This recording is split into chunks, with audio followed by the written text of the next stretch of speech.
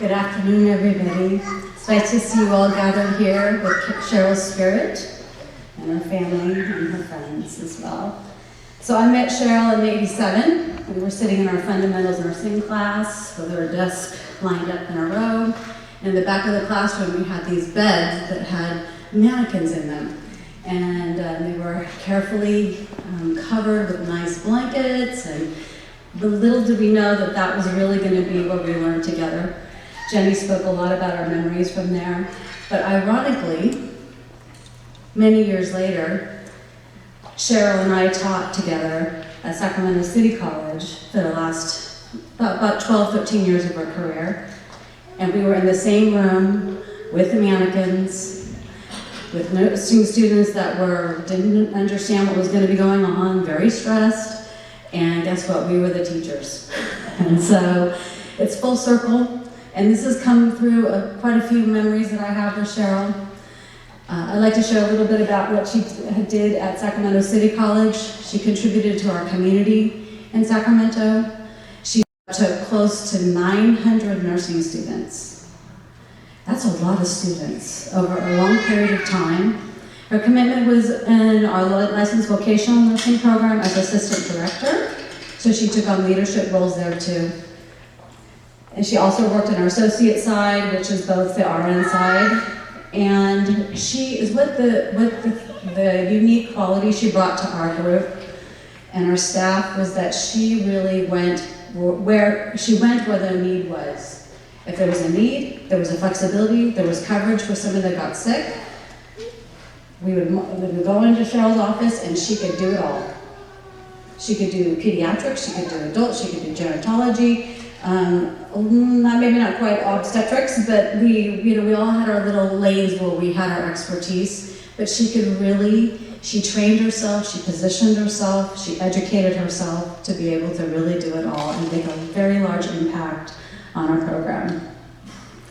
So the wonderful part of what she did and brought to us as a group is that she really built relationships with all of us, her team spirit, and sometimes in very trying times in nursing education. We had quite a few struggles during those years with lots of role changes and the college and all of these different things that come up with jobs and challenges.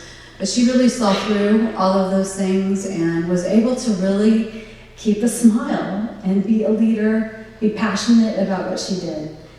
Her most important thing, though, out of all of those things, is that she advocated for her students. She gave back. She took the time to hold their hand when they were in need, and we had students with many, many needs. We had homeless students, we had single parents with multiple children, we had students that were escaping violent environments, and they were trying to go forward with their education so they could be a solvent, independent, healthy person. Cheryl was always there, and when we do clinical, when we teach in the classroom, something not quite this big, but there's another point in time when we teach in clinical. It's this really intimate time, and it's at a desk about this big, and there's these little drawers underneath, and you stand right next to your student, right here. And you stand there and you watch and you support. So you have to always keep this balance between compassionate but rigor to make sure it's done correctly for our patients. And so she had this amazing ability to stay very relaxed and to support the students through very stressful things and to make sure that they were really quality caregivers with lots of compassion and heartfelt interventions. The time it took for them, teaching them to sit and be still at a bedside and hold people's hands. Those are really, really, really important parts of what we do as nurses and caring for others. And she had that ability to do that balance. To keep it tough, keep it good, but then keep it very kind and very compassionate and very giving. A few of our things that we do enjoy as a faculty in the school is that we had a lot of potlucks, and so she was always contributing to those, bringing people together, making it sort of, try to keep our environment sort of light and trying to keep us connected. We do have a scholarship in honor of Cheryl at the school, because of her commitments and her her passion for nursing and the students. And then recently we've also done, in support of our department, we have a Cheryl's Pantry that we actually have food and snacks for students because they're struggling with buying food and staying nourished to be students. And so we've done that in her honor, so we have a picture of the family. Actually, it's this one that's up, and we put it next to it. And so we remember Cheryl every day when we're there at the school. Some of the things that she also did was she's going into a new clinical site. You know, she's brand new, the students are brand new. She went to the Roseville Rehabilitation Center. It was a fabulous place to learn for students. And she went in without ever having, the first time our school had ever been in the facility.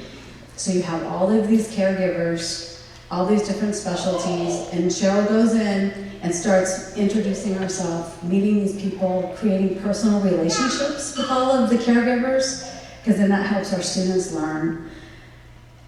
And I do remember distinctly when she was struggling with some of her mobility at the end, the physical therapists were helping her on the shift to help her understand some of the things that could help her get around a little easier. So they gave back to her too. Just see.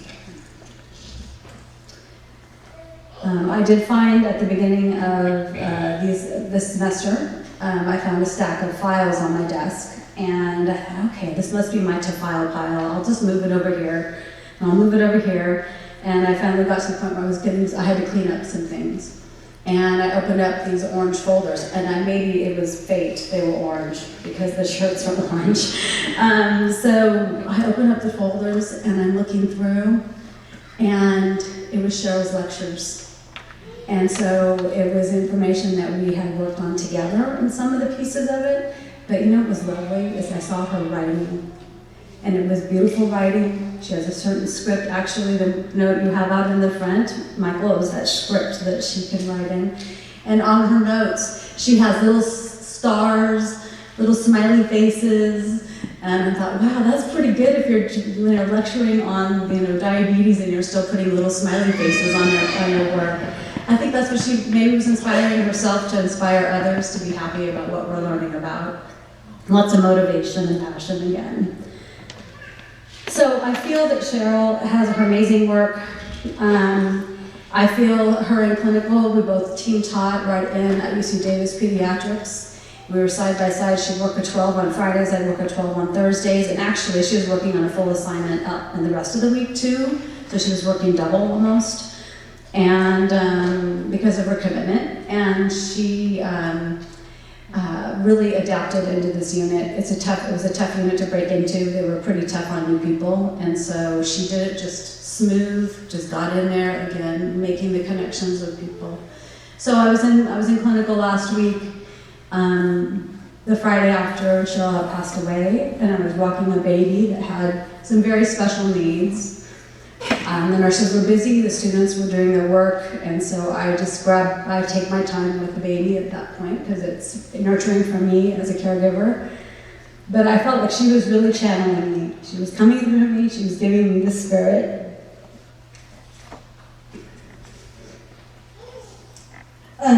So I'd like to say a few other things as well about Annie and Sarah and Michael. They're absolutely amazing. Your caring that you gave her. Those commitments, your sacrifices. You gave everything you had.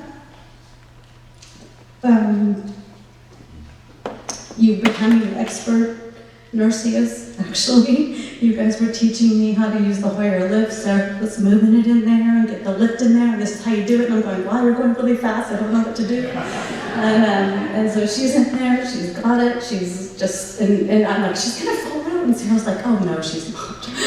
and so they had it. And then Annie arranging medications and grinding things up and putting it in what we call a little Mickey button for feeding, and it was a task. It was a lot of learning really fast.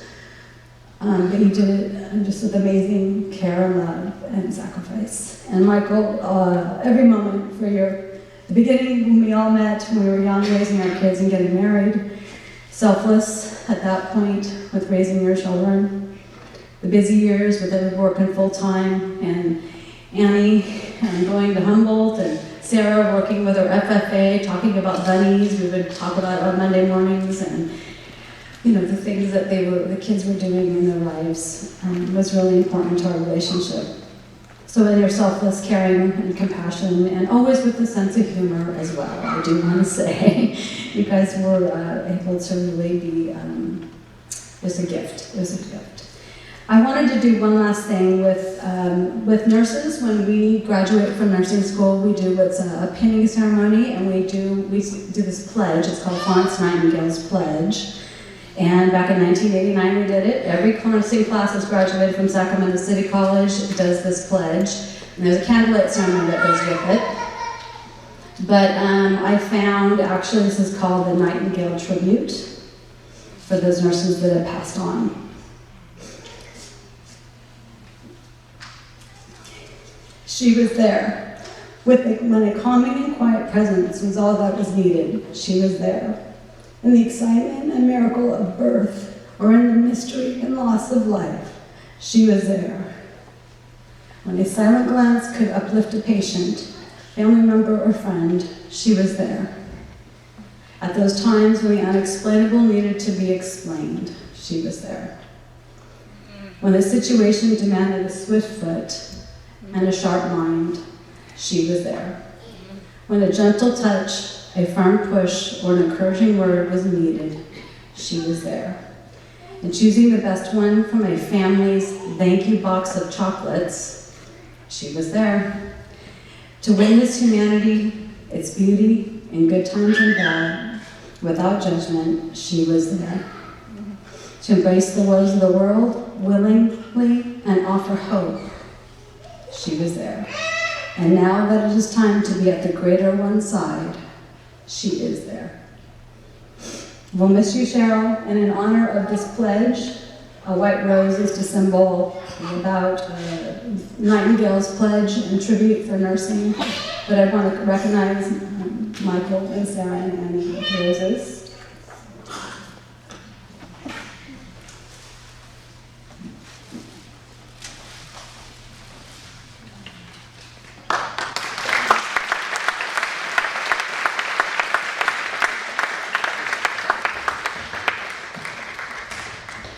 Thank you, Julie. I'd like to invite Jack up to share a few words.